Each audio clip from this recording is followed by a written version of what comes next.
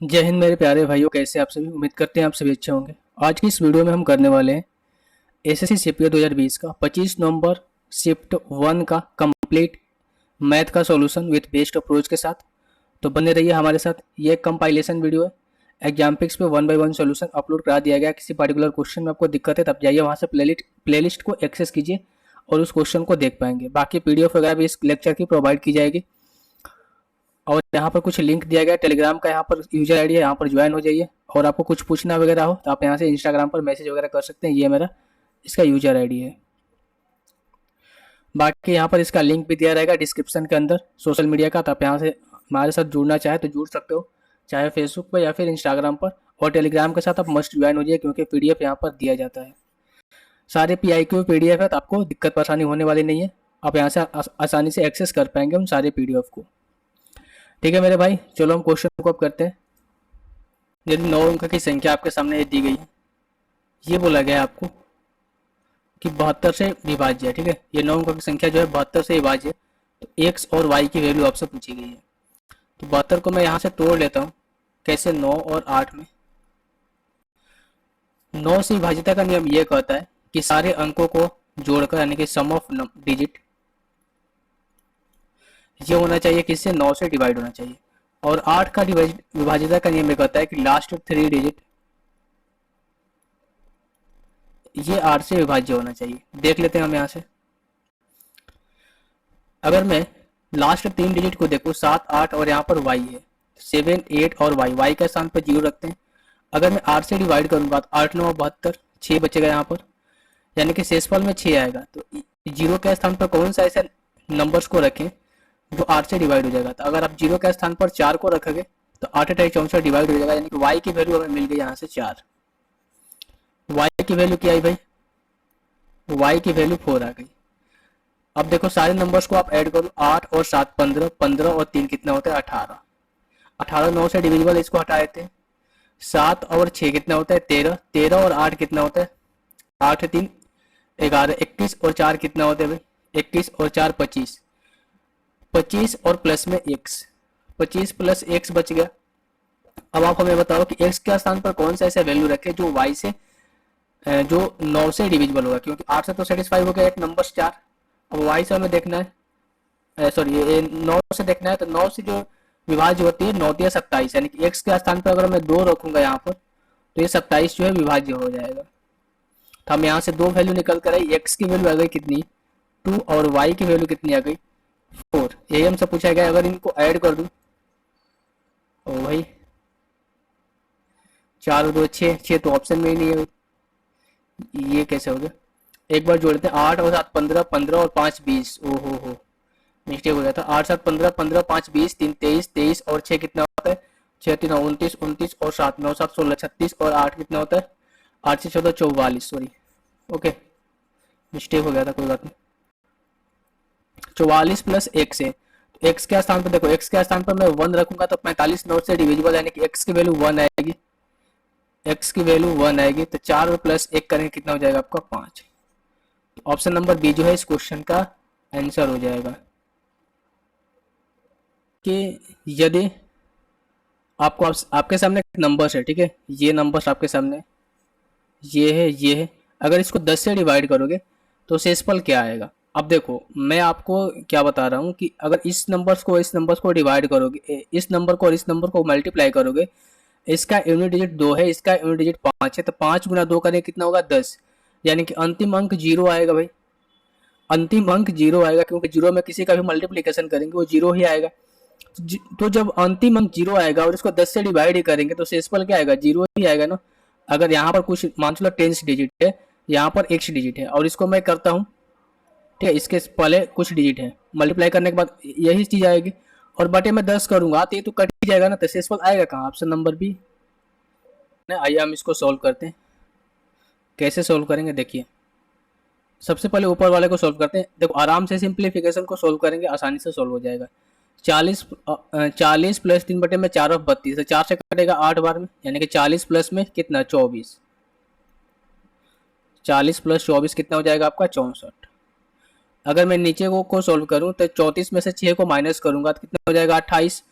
तो 3/4 और ऑफ 28, तो 4 से कटेगा 7 बार में, तो नीचे को ऐड करूंगा कितना हो जाएगा 37 प्लस में 21, ये कितना हो जाएगा आपका 8 और 3 2 5 58 बटे में करो तो हो जाएगा कितना आपका 32 बटे में 29, यानी कि एक सही 9 3 12 3 बटे में 29, एक सही 3 बटे 29, ऑप्शन नंबर बी। ओ हो ऑप्शन नंबर डी। कैसा ना, तो इस तरह के क्वेश्चन आसान होते हैं, आपको कुछ करना नहीं होता है। देखो यहाँ पर लिखा गया ए, अगर मैं इसको पूरा के पूरे इसको यहाँ तक कि मैं ए मानूँ तो इसको लिखा गया ए क्यू, और इसको बी मानूँ तो इसको लिखा गया सिंपल बाई प्लस का बी क्यू। उसी तरीके से नीचे में आप इसको देखोगे तो ये लिखा गया ए स्क्वायर, इसको लिखा गया है बी ए स्क्वायर, और इसको ए बी लिखा गया, ठीक है। लेकिन यहाँ पर देखने वाली बात ये होती है ना, आपको जीरो काउंट करने होते हैं कि किस में जीरो कितना है।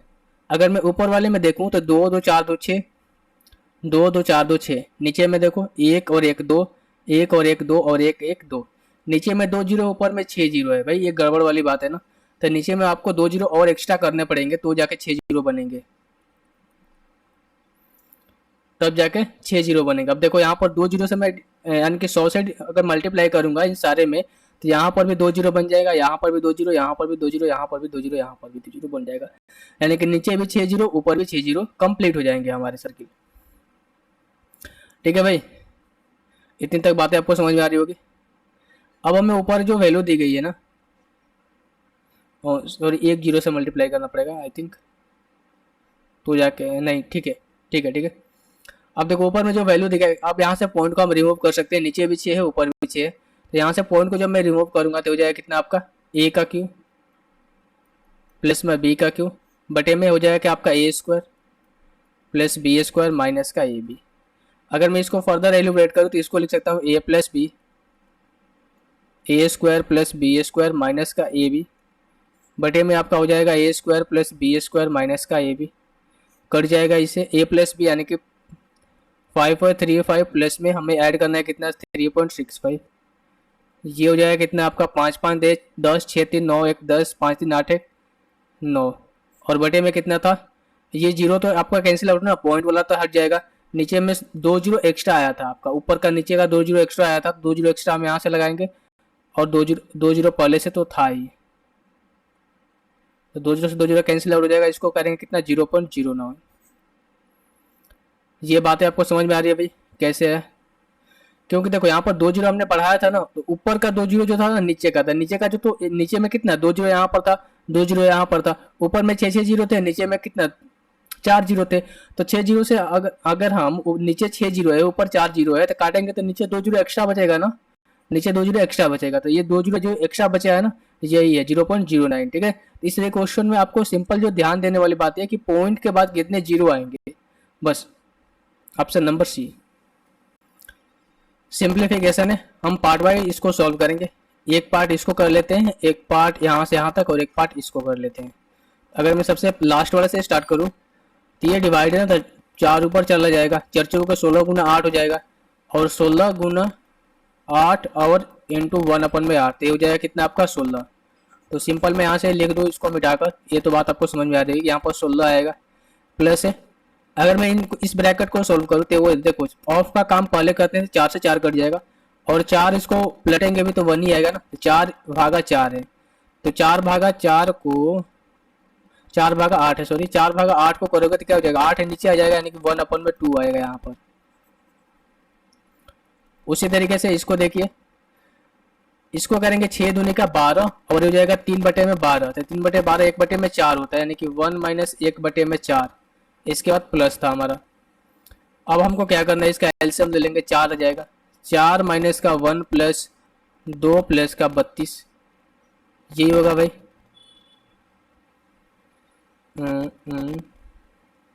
ठीक है, तो कितना हो जाएगा आपका 16 चौका 64, सॉरी 16 चौका 64 होगा यहाँ पर, वही मैं देखूँ कि ऑप्शन में कुछ तो दिख नहीं रहा है।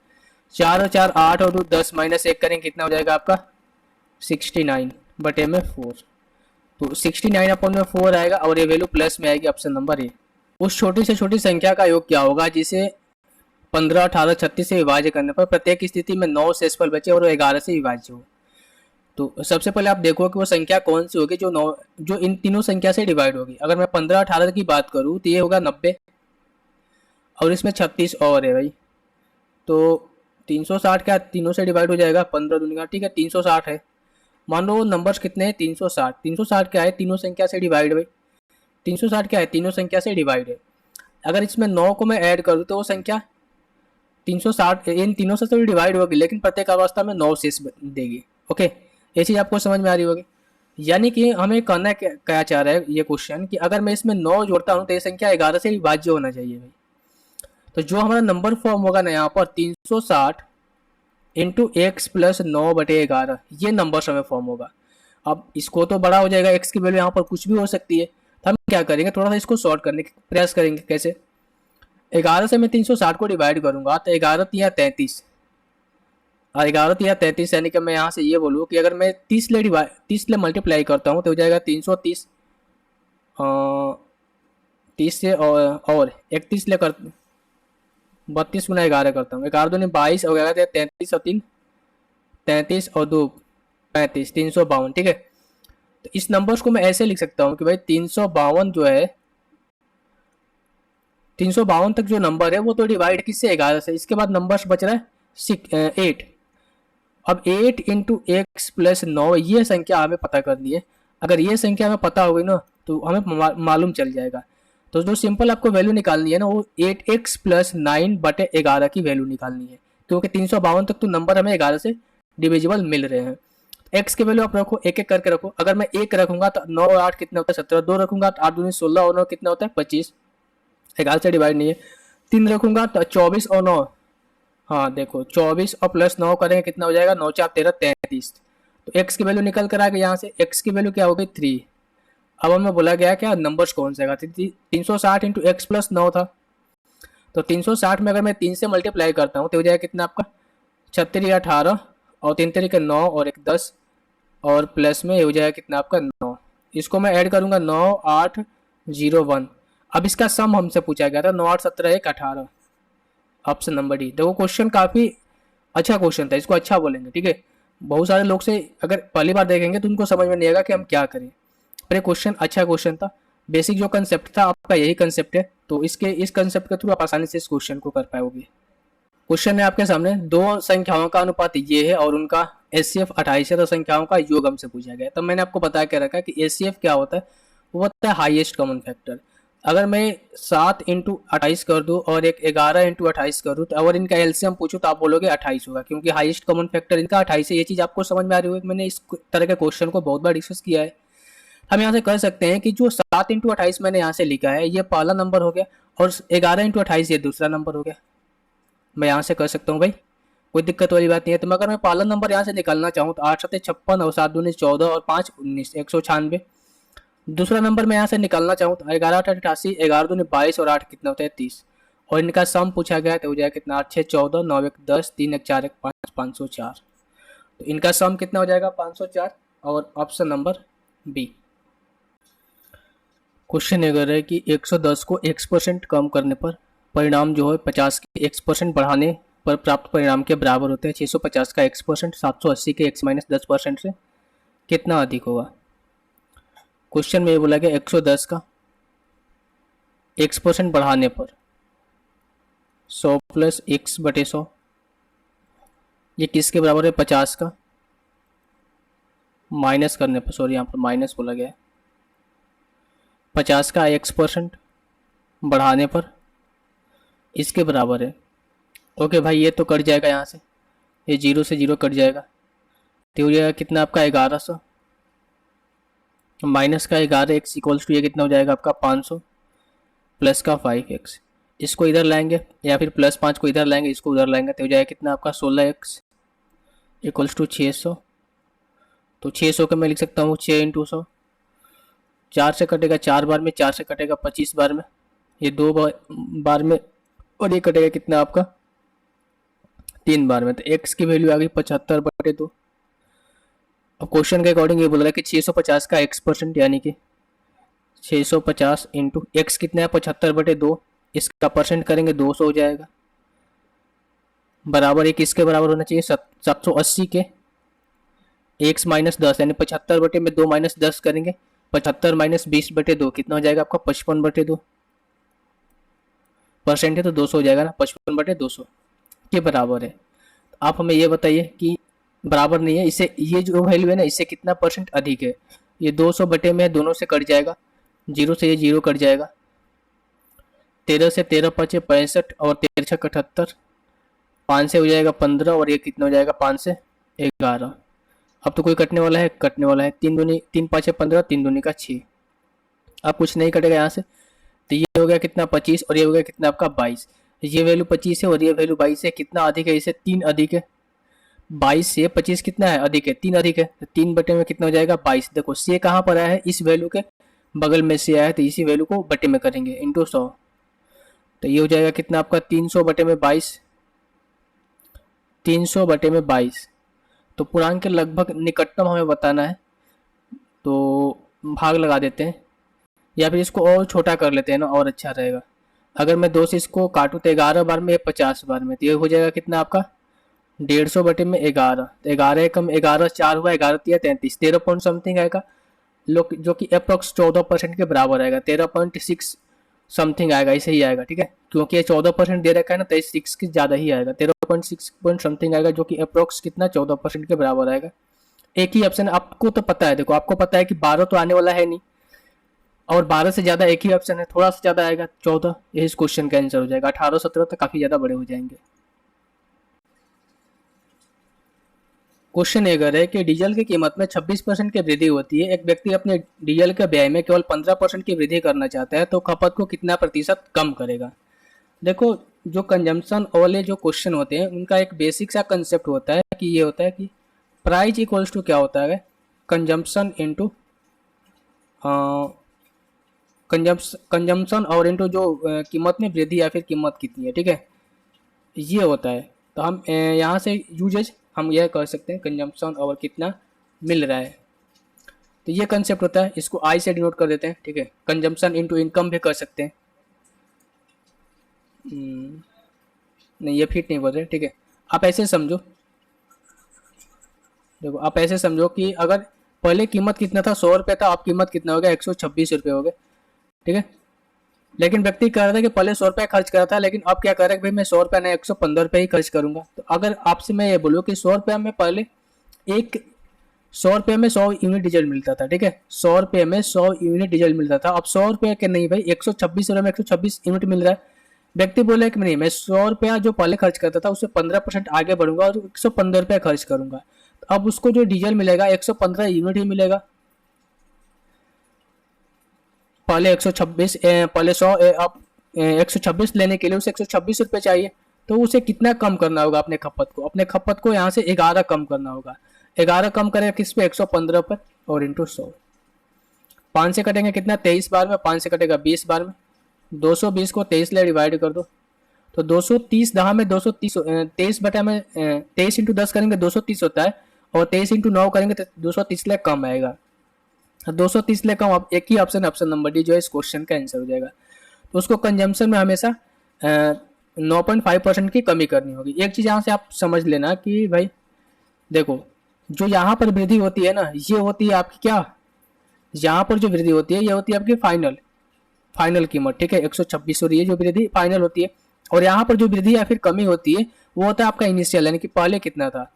ठीक है, 115, तो 115 से 126 हो रहा है, या फिर आप इसको ऐसे भी समझ सकते हो कि जो यहाँ पर होगा वो मान लो फाइनल हो गया, ये हो गया आपका 115 फाइनल हो गया, और पहले कितना था आपका 126, पहले 126 यूज करता था अब 115 यूज कर रहा है, तो कितना कमी हो रहा है, कमी हो रहा है जो आपका इतना, और बटे में यही होगा। ठीक है, ये भी आपको ध्यान रखना है, नहीं कि आप ये कर दो, बटे में यही वाली वैल्यू होती है। तो मैं आपको समझाना था ताकि इस क्वेश्चन को आसानी से आप कर पाओ, बहुत सारे क्वेश्चन आते हैं इस पैटर्न पर।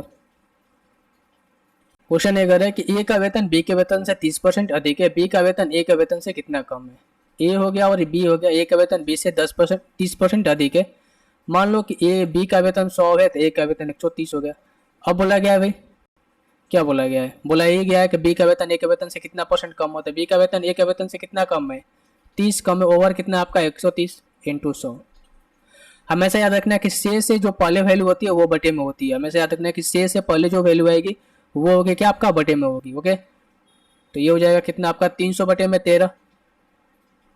300 को 13 से डिवाइड करना है, 13 दूनी का 26, 4 और 0, 13 3 40, यानी 23 पॉइंट समथिंग आना चाहिए। हमें ऑप्शन में देखिए कि एक ही ऑप्शन है, हो गया कितना आपका 23.1% का कम। 23.1% कम है, ऑप्शन नंबर बी। क्वेश्चन एक है कि भाई एक व्यक्ति जो है किसी वस्तु को 16% की हानि पर बेचता है, यदि उसे वो 660 रुपये अधिक में बेचता है, 8% का लाभ होता है, उस वस्तु को इतना में बेचेगा तो लाभ कितना होगा। देखिए 16% हानि, 16% का फ्रैक्शन वैल्यू होती है 4/25। 25 के सामान को बेच रहा है 4 रुपये कम, यानी कितने रुपए में भाई 21 रुपये में। अगर 660 रुपये अधिक में बेचा तो 8% का लाभ होता है, तो इसके फ्रैक्शन वैल्यू कितनी होती है 2/25, यानी कि 25 के सामान को 27 में बेचेगा तो कितना 660 रुपये का लाभ होगा। कितना में ज़्यादा बेच रहा है, पहले 21 में बेचता था, अब 27 में बेचाने के 6 ज़्यादा बेच रहा है। क्वेश्चन के अकॉर्डिंग कितना है 660 है, यानी कि इससे 110 गुना ज़्यादा है। तो जो हमारा इसका सीपी होगा ना, क्योंकि ये तो भाई सीपी है और ये आपका एसपी है, सीपी कितना होगा 125 का 110 गुना ज़्यादा, यानी कि ये 11×5 = 55, 11 दूनी 22, 5 27, 2750 रुपये। अब 2750 रुपये उसका सीपी हो गया, और नया एसपी कितना है 3080 रुपये। ये आपका नया एसपी है क्वेश्चन के अकॉर्डिंग। तो 2750 के सामान 3080 में बेचेगा, कितना रुपए का प्रॉफिट होगा उसको, प्रॉफिट होगा कितना आपका 70 हो गया, ये हो गया, ये 670 ओवर कितना 250 इंटू 100। ओहो हो भाई, मैं क्या कर रहा हूँ यहाँ से। ये कितना हो जाएगा आपका 30, और ये कितना हो जाएगा आपका 10 में से 7 जाएगा 3, 330 ओवर कितना 2750 इंटू 100। तो ये कट जाएगा 5 से, अगर मैं काटूँ तो 50 25 2 और 5 25, ठीक है। 5 से कटेगा कितने बार में 20 बार में, 11×5 = 55, 11×3 = 33, 5 से कटेगा 4 बार में 12%। कितना का लाभ होगा 12% का, option number C. Successive discount निकालना है, 3 चीज दिया गया तो आप इस पे निकाल सकते हो, ऐसा कोई बात नहीं है कि x + y माइनस का xy बटे में 100, ये 2 के लिए फॉर्मूला होता है, ठीक है। 3 के लिए भी फॉर्मूला अलग होता है, ठीक है। पर मैं जो समझता हूँ कि इस फॉर्मूले से आप 3 का दिया रहे, 4 का दिया रहे, 5 का दिया रहे, किसी का दिया रहे, आप यहाँ से निकाल सकते हो आसानी से। ओके, तो सबसे पहले इस 2 का पेयर बनाना पड़ेगा, इस 2 का जो भी वैल्यू आएगी उसका इसके साथ पेयर बनाना पड़ेगा। तो आप किसी के जिसके साथ कंफर्टेबल है उसके साथ बना सकते हो। अगर मैं इसको निकालूं पहले 12 और 13% का सक्सेसिव, तो कितना हो जाएगा 12 और 13 कितना होता है आपका 25। मैं ये चीज़ आपको नहीं लिख रहा हूँ, देखो फॉर्मूला मैंने लिख दिया, आप इसको करोगे तो जो मैं लिखूंगा ना वही चीज़ आएगा। तो 25 और माइनस का मैं कितना करना पड़ेगा 12×3 = 36, और 12 और 3 कितना होता है 15, 1.56। ऑप्शन काफ़ी दूर दूर है, हम यहाँ से कर सकते हैं। अगर मैं 1.56 यहाँ से माइनस करूँगा तो हो जाएगा 4, ये हो जाएगा 4, और ये हो जाएगा कितना आपका 23। अब इसको 11 के साथ हमें करना है, तो प्लस में 11 और माइनस का ये हो जाएगा 23.44 इंटू 11/100। ये हो जाएगा कितना आपका 3 1 4 और 2 1 3, 34.44 माइनस का इसको करूँगा 11 चौक 44, 11 चौक 44 और 6 कितना होता है 4 48, 11 33 और 4 37, 11 दूनी 22 और 3 22 और 3 25, 2 तो जीरो पहले से है, 2 जीरो और बढ़ जाएगा, यानी कि 2.5। तो हम यहाँ से 2.5 माइनस करेंगे, कितना हो जाएगा 14 में से, देखो 14 में से 7 जाएगा, 7 बचेगा, और ये बचा 13 में से 5 जाएगा 8, ये तो 3 हो गया ना, 3 में से 2 जाएगा 1 और ये हो जाएगा 30। तो 31.87 के अराउंड आना चाहिए, देखो 31.87 यानी कि 32% अप्रोक्स पूछा है, देखो यहाँ से। तो 32% जो है इस क्वेश्चन का आंसर हो जाएगा। क्वेश्चन ये है कि किसी वस्तु के अंकित मूल्य पर प्राप्त प्रत्येक 20% के 2 क्रमागत छूट इतना रुपये की एकल छूट के बराबर है, तो वस्तु का अंकित मूल्य कितना होगा। तो 20% का 2 सक्सेसिव इन्होंने बोल के रखा है। सक्सेसिव का फॉर्मूला क्या होता है x + y माइनस का xy बटे में 100।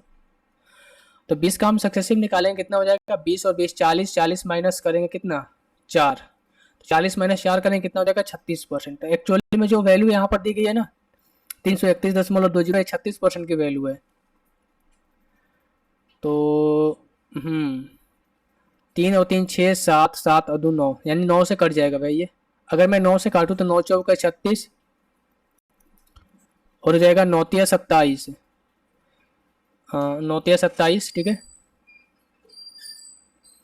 13 में 7 जाएगा, कितना बचा 6, 9 छः 54, 9 छः 54, 11 में 4 जाएगा 7 और 9 8 है 72। इतना बार में कटेगा। अगर मैं मेरे को इसे 100 बनाना है, इसे 100 बनाना है तो मैं 25 से मल्टीप्लाई करना पड़ेगा। यहाँ तो यहाँ भी मैं 25 से मल्टीप्लाई करना पड़ेगा। और पॉइंट हटाने के लिए बटे 100, 25 100 का 100 हो गया आपका, ये 4 से तो कट ही जाएगा ना। ये हो जाएगा कितना आपका 4 9 36 और 4 दूनी का 8, 920 रुपये। तो एमआरपी कितना था उसका 920 रुपये, ऑप्शन नंबर सी। एक व्यक्ति साधारण ब्याज की दर पर 7 वर्षों में 2,400 रुपये और 12,000 रुपये की राशि को निश्चित वार्षिक साधारण ब्याज की दर पर निवेश करता है। उक्त राशि प्राप्त करने के लिए ब्याज की दर क्या होगी? ठीक है, हमें अमाउंट इससे ऊपर लाना है, यानी कि 7 वर्षों में कितना 20,400 रुपये प्राप्त करने के लिए 12,000 रुपये को निश्चित, ठीक है। ओके भाई, 12,000 रुपये को 7 वर्ष के लिए निवेश करा, तो यहाँ पर आप यहाँ से कर सकते हो कि इंटरेस्ट कितना आएगा यहाँ से। अगर मैं यहाँ से माइनस करूँ तो जाएगा 10 में से 2 जाएगा 8, 8,400 ब्याज मिल रहा है, इंटू 100 बटे में 12,000 इंटू 1 कितना हो जाएगा आपका 7। तो 3 जीरो से आपका कट जाएगा, यहाँ से 12 से कटेगा 7 बार में और 7 से कटेगा 10 बार में। तो रेट कितना आना चाहिए भाई? रेट आना चाहिए 10%, ऑप्शन नंबर ए।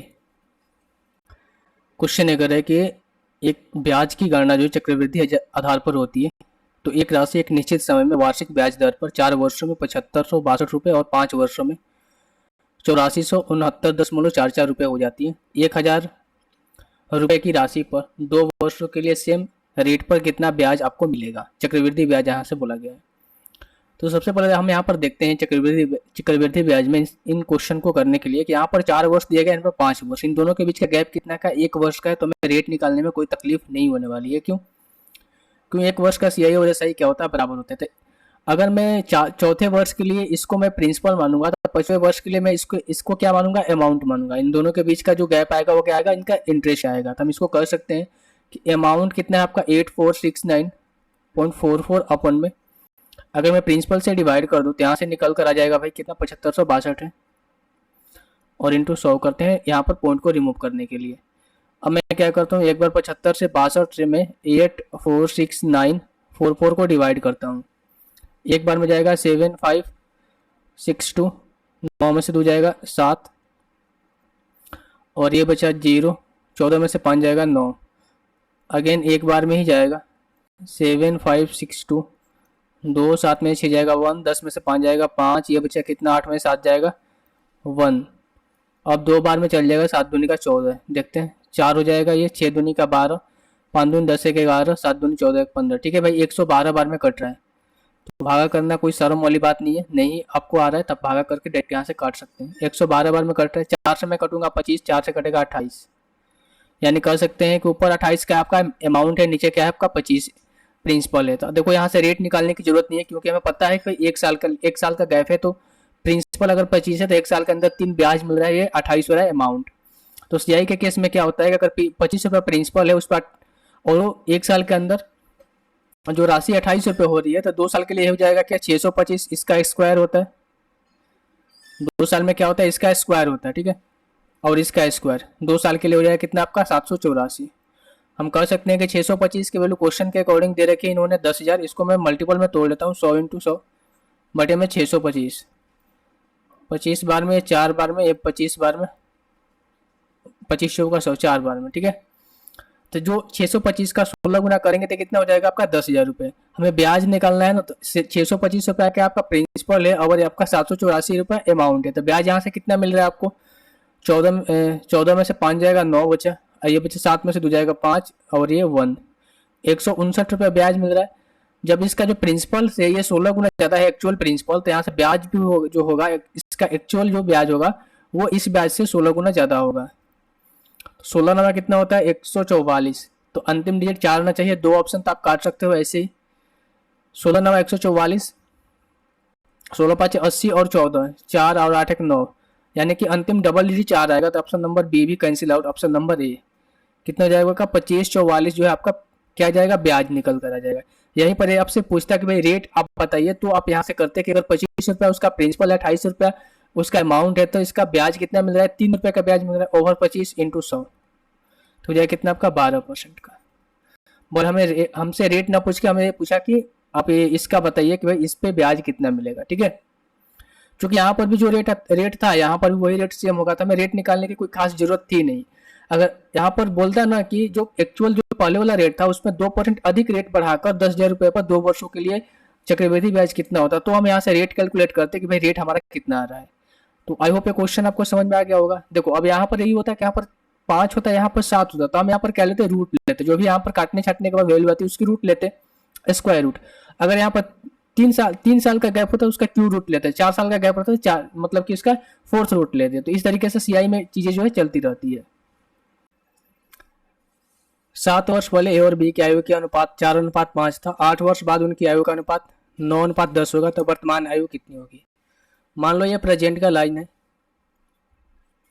प्रेजेंट से हमें बोला गया 7 वर्ष पहले इनकी आयु का रेशियो कितना था, 4:5 था, और प्रेजेंट के कितना 8 वर्ष बाद इनकी आयु का रेशियो 9:10 हो गया। देखो इनके बीच का डिफरेंस कितना का है, 1 का है, इनका बीच का डिफरेंस 1 का है, तो हमें बराबर करने की जरूरत है नहीं रेशियो को। हम यहाँ से देख सकते हैं कि 10 और 5, यहाँ पर भी 5, यानी कि 5 की वैल्यू कितनी होनी चाहिए, 8 और 7 कितना 15। 7 वर्ष पहले और 8 वर्ष बाद डिफरेंस कितना हो जाएगा, 15 साल का, कटेगा 3 बार में। एक की वैल्यू 3 आ गई, तो आप चाहो तो बाद से निकालो या फिर पहले से निकालो, कोई दिक्कत नहीं है, ठीक है। अगर मैं पहले से निकालता हूँ तो चरतियाँ हमें बोला गया कि उनकी वर्तमान आयु में कितना का अंतर होगा, तो चरतियाँ 12, इनकी आयु 12+7 होगी और इनकी आयु 15+7 होगी, ठीक है। हमें डिफरेंस बोला गया तो 7 तो कॉमन आ जाएगा दोनों में, तो 12 और 15 का डिफरेंस कितना होता है 3। या फिर आप इसको ऐसे भी कर सकते हो, 12 और 7 कितना होता है आपका, अगर नहीं समझ में आया तो 12×7 = 19 और माइनस इसका कितना हो जाएगा 15×7 7×5 12 22, 19 और 22 का डिफरेंस कितना है 3, ऑप्शन नंबर सी। तो जो यहाँ पर कॉमन वाला तरीका है ना, ये थोड़ा सा शॉर्टकट हो गया, अदरवाइज पूरा सॉल्व करोगे तो आपको यही वैल्यू आएगी। ए और बी जो है इतना और इतने में इन्वेस्टमेंट करते हैं और उनके द्वारा अर्जित बी के लाभ का हिस्सा कितना है 5200 रुपये, तो ए और सी के लाभ के अंतर कितना होगा।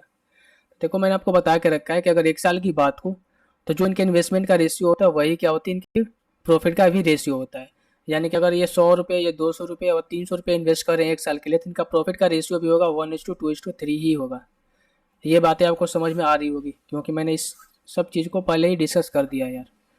देखो अगर मैं ए बी और सी यहाँ पर करता हूँ, कितना 13,750 और ये कितना आपका 16, मैं 0 0 हटा देता हूँ, 0 0 सब में हटा देता हूँ, तो हो जाएगा 375, ये हो जाएगा कितना आपका 1625 और ये कितना हो जाएगा 1875।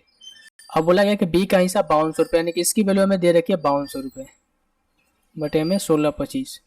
हमें पूछा गया कि इसका ए और सी में अंतर, ए और सी में कितना अंतर है 0 0 और ये कितना हो गया आपका 500। तो 500 का मैं ऐसे भी लिख सकता हूँ कि 5×100 लिख सकता हूँ। अब मैं 25 ले काटूँ तो 25 चौका 100 होता है, 25 छक्का 150, ठीक है। तो अब 25 बचे 125, 13 चौका 52, 400 बार में 13 बचे 65, 5 8 40, 8 चौका 32, 5 कितना होता है आपका 32 5 180, 5 चौका 20 8 180, ठीक है। तो 1800 रुपये का क्या हुआ, उनके बीच का डिफरेंस आ गया। कितना का डिफरेंस होगा 1800 रुपये का, यहाँ पर 80 होगा 800 नहीं होगा, ठीक है। 1800 रुपये का उनके बीच का डिफरेंस, ऑप्शन नंबर ए। क्वेश्चन है 12 संख्याओं का औसत 39 है, अंतिम 5 संख्याओं का औसत 35 है, पहली संख्याओं का औसत 40, पहली 4 संख्याओं का औसत कितना है 40 है, पांचवी संख्या छठी संख्या से 6 कम और सातवीं संख्या से 5 अधिक है, छठी और सातवीं संख्या का औसत कितना होगा। इस क्वेश्चन को हम डेविएशन से करेंगे, आप चाहे तो इस क्वेश्चन को बेसिक से कर सकते हैं, डेविएशन से करेंगे ज़्यादा आसान होगा। 12 संख्याओं का एवरेज 39 दे रखा है, अंतिम 5 संख्याओं का एवरेज कितना है 35 है, और पहली 4 संख्याओं का एवरेज इन्होंने कितना बोल के रखा है 40 है। हम ऐसा करते हैं, मान लेते हैं सभी संख्याओं का एवरेज कितना है 39 है। अब हम क्या करेंगे, डेविएशन देखेंगे, ये एवरेज से कितना कम है, एवरेज से आपका -4 कम है, संख्याएं कितनी है 5 है, डेविएशन ऑफ फ़र्क कितना है, माइनस का 20 का। उसी तरीके से हम सेकंड को भी कंपेयर करेंगे कि ये देखेंगे ये कितना है भाई, ये आप बोलोगे एवरेज से प्लस का 1 ज़्यादा है, और किस पर, 4 संख्याओं पर। ये प्लस का आपका 4 हो गया। देखो यहाँ पर माइनस का डेविएशन 20 आ रहा है, यहाँ पर प्लस का डेविएशन 4 आ रहा है। अगर मैं इनको मैं देखूँ इनका, तो ये हो रहा है कि माइनस का कितना, 16 का डेविएशन आ रहा है पूरे एवरेज में, जो मैंने यहाँ पर किया। माइनस का 16 का डेविएशन आ रहा है। अब हम क्या करेंगे, 3 संख्याओं के बारे में हमसे पूछा गया, इन्हीं पर हमें फोकस करना है। तो 3 संख्याओं का पूरे के एवरेज उन्होंने 40 है, तो 3 संख्याओं का सम कितना होगा, 39 इंटू 3। अब देखो यहाँ पर माइनस का डेविएशन आ रहा है, लेकिन एवरेज को हमें इक्विवेलेंट करने के लिए प्लस में करते हैं। अगर यहाँ पर प्लस आता है तो माइनस करते हैं। तो 3 संख्याओं का सम कितना होगा, 39 दिया है, कितना होता है 117, और प्लस में 16 यानी कितना हो गया आपका 133। अब आते हैं अपने नंबर्स पे। बोला गया है 5th नंबर, 6th नंबर और 7th नंबर। 5वीं संख्या जो 6ठी संख्या से 6 कम और 7वीं संख्या से 5 अधिक है। हम 7वीं संख्या को अगर x मानते हैं तो इसको मेरे को कितना मानना पड़ेगा भाई, इसको x+5 मानना पड़ेगा। ओके, और 5वीं संख्या 6ठी संख्या से कम है ना 6, इसको x माइनस का 6 मानना होगा। ठीक है, इसको ऐसे नहीं करते हैं, गड़बड़ हो जाएगा। ये 6th नंबर है आपका। तो 5th नंबर को अगर x मानता हूँ तो इसको x+6 मानना होगा, और इसको x माइनस का 5 मानना होगा। अब यहाँ पर देखेंगे तो 3x और इसको माइनस करेंगे तो प्लस का 1, यानी कि 3x प्लस का 1 इक्वल्स टू ये कितना हो गया 133। 1 इधर जाएगा तो माइनस हो जाएगा, यानी कि 3x की वैल्यू आ गई 132, x की वैल्यू कितनी आ गई आपकी 44। x की वैल्यू 44 आ गई। अगर हमें क्वेश्चन में पूछा गया किया गया है, क्वेश्चन में पूछा गया कि 7वीं और 6ठी संख्या का एवरेज कितना होगा। 7वीं संख्या कितनी हो जाएगी, 44 माइनस 5 करेंगे 39। 6ठी संख्या कितनी हो जाएगी, 44 प्लस 6 करेंगे 50 बटे 2, क्योंकि दो ही संख्याओं का एवरेज बोला गया है। तो हो जाएगा कितना आपका 89/2। 44 दूनी का 88 होता है 44.5 पर। एवरेज कितना आएगा 44.5, ऑप्शन नंबर बी। तो डेविएशन से देखो कैलकुलेशन मिनिमम करना पड़ा, और क्वेश्चन भी आसानी से सॉल्व हो गया। अदरवाइज आप अगर बेसिक से करते तो फिर 12 संख्याओं का एवरेज उन्होंने 40 है तो इसका सम निकालते, फिर पहले 5 संख्याओं का सम निकालते, फिर इसका निकालते, फिर माइनस करते, तो इस प्रोसेस पे आप पहुंचते। ठीक है, तो ऐसा नहीं कि बेसिक से नहीं बनता, बन जाता, लेकिन कैलकुलेशन होता तो दिक्कत होती है आपको। ए, बी और सी का एवरेज वेट कितना है, 65 है। सी और बी का एवरेज वेट 61.5, ए और सी का एवरेज वेट 68.5। तो आपको सी का वेट आपको बताना है। तो 3 लोग है, ए प्लस बी प्लस सी, इनका वेट हमें दे रखा है कितना भाई 65 kg एवरेज है। तो इनका सम निकालेंगे, कितना हो जाएगा आपका 195। बी प्लस सी का कितना दे रखा है इन्होंने वेट 61.5, 61.5। तो सम निकालेंगे, कितना हो जाएगा आपका, ये हो जाएगा कितना 3, और हो जाएगा 123। ओके, उसी तरीके से ए और सी का वेट हमने वेट कितना दे रखा है 68.5 एवरेज दे रखा है। सम निकालेंगे, 2 से मल्टीप्लाई करेंगे, 800 दूनी कितना होता है, 8 दूनी का 16 और 6 दूनी 12 13, यानी कि कितना 136 और 137। ओके, अब यहाँ से देखिए हमें बोला गया है सी का वेट बताइए भाई। तो अब यहाँ से मैं आपसे ये बोलूँ कि हमें देखो ए बी सी का वेट कितना 195 kg। तो इसमें से मैं क्या करता हूँ, बी प्लस सी को माइनस करूंगा तो ए का निकल जाएगा ना। और अब देखो ए का निकल जाएगा, तो इसमें से हम मैं ए को माइनस कर दूंगा ए प्लस सी में से, तो सी का वेट निकल जाएगा। तो ए प्लस सी का 137 है, और ए प्लस बी प्लस सी का 195 है। इन दोनों का डिफरेंस देखेंगे कितना हो जाएगा भाई, 15 में से 7 जाएगा 8, ये बच्चा 8 में से 3 जाएगा 5। तो ए का वेट आपका निकल कर आएगा 58 kg। अब 58 kg को मैं यहाँ पर रखूंगा तो सी का वेट निकल जाएगा। तो सी का वेट कितना हो जाएगा, माइनस को तो यहाँ से 58 kg, 17 में से 8 जाएगा 9 बचेगा, और ये कितना हो गया आपका ये बच्चा 12 में से 5 जाएगा 7, 79 kg। तो ऑप्शन में ही नहीं है, कहीं पर हमने मिस्टेक किया क्या, मैं एक बार कैलकुलेशन चेक कर लेता हूँ। हो हमने क्या किया है कि इसको माइनस कर दिया है इसमें से।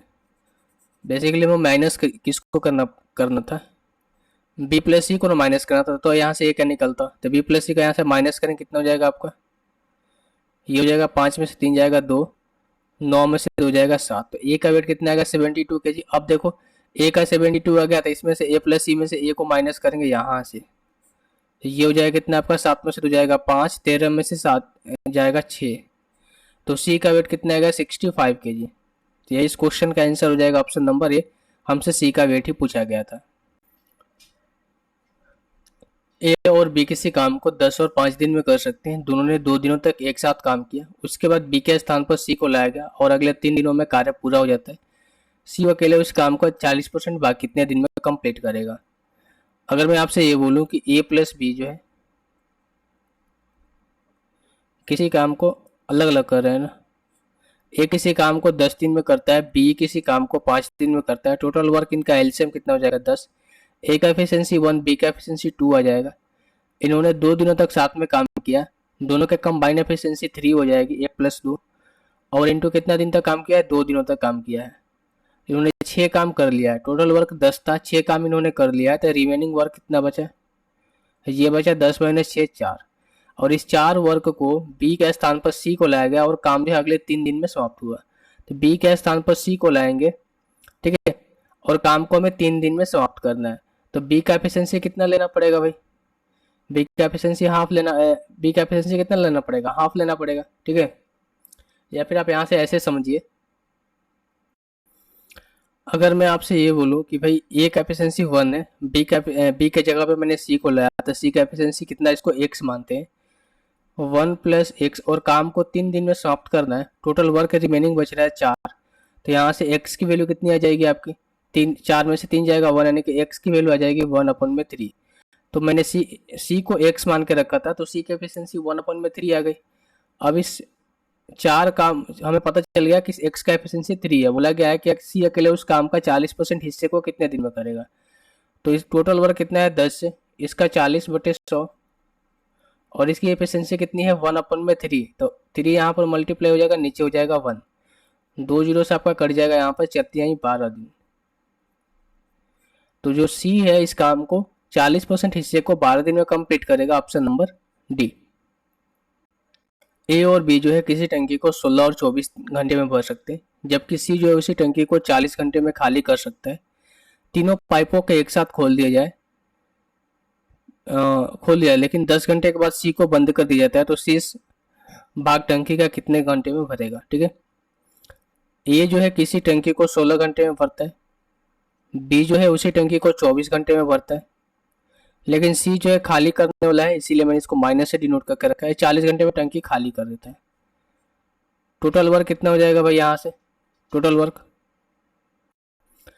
16 और 40 का टोटल वर्क तो कितना हो जाएगा आपका 80 हो जाएगा, और हमें 24 में 8 और 3 आता है, ठीक है, तो यहाँ से 8 को मैं निकाल देता हूँ, 3 यानी कि 80 गुना 3 240, ये हो गया टोटल वर्क, यानी कि ए की एफिशिएंसी कितनी आ जाएगी, यहाँ से 16 कम 16 और 14 में से 6 का 8, यानी कि 1 और 5, बी का एफिशिएंसी 10 हो जाएगा, और यहाँ पर सी की एफिशिएंसी कितनी हो जाएगी 6 हो जाएगी, ठीक है।